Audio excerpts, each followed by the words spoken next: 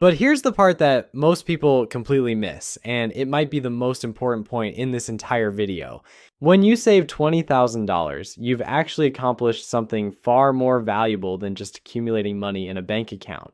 You've fundamentally rewired your brain and built the most important financial habit you'll ever develop. And this might sound like some self-help nonsense, but stick with me because this is where things get really practical.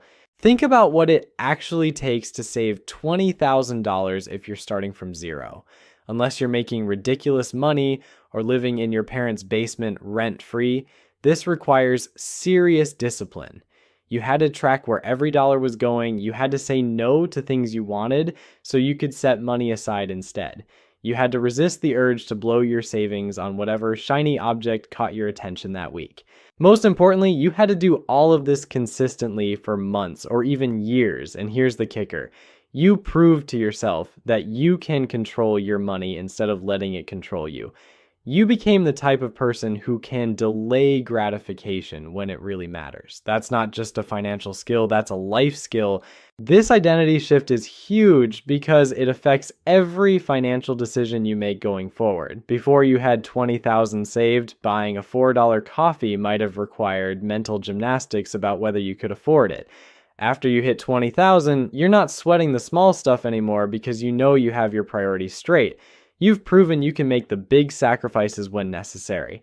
But there's another psychological shift that happens at this level that most people don't talk about. You start seeing opportunities instead of just threats. When you're living paycheck to paycheck, every unexpected expense feels like a disaster. Your car needs repairs, your laptop dies, your rent goes up. These aren't opportunities, they're financial emergencies that derail your entire month. But when you have $20,000 in the bank, these same events become minor inconveniences at worst. Your car needs repairs, annoying but not catastrophic. Your laptop dies, time to upgrade to something better. Your rent goes up, maybe it's time to finally look for a better place or negotiate your salary. Even better, you start noticing opportunities that were always there, but you couldn't take advantage of before. Your friend mentions they're starting a business and looking for investors. Before, you would have thought, that sounds interesting and moved on. Now you can actually consider whether it's worth throwing $5,000 at it. A killer deal pops up on a rental property that needs some work. Before, you would have scrolled past it on Zillow and maybe felt a little envious. Now you can run the numbers and see if it makes sense as an investment.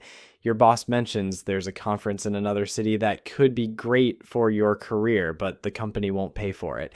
Before, you would have made excuses about why you can't afford to go. Now you can weigh the potential return on investment. This is what wealthy people mean when they say money goes to money. It's not some cosmic conspiracy where the universe rewards people who already have cash. It's that having money gives you options, and options create more opportunities to make money.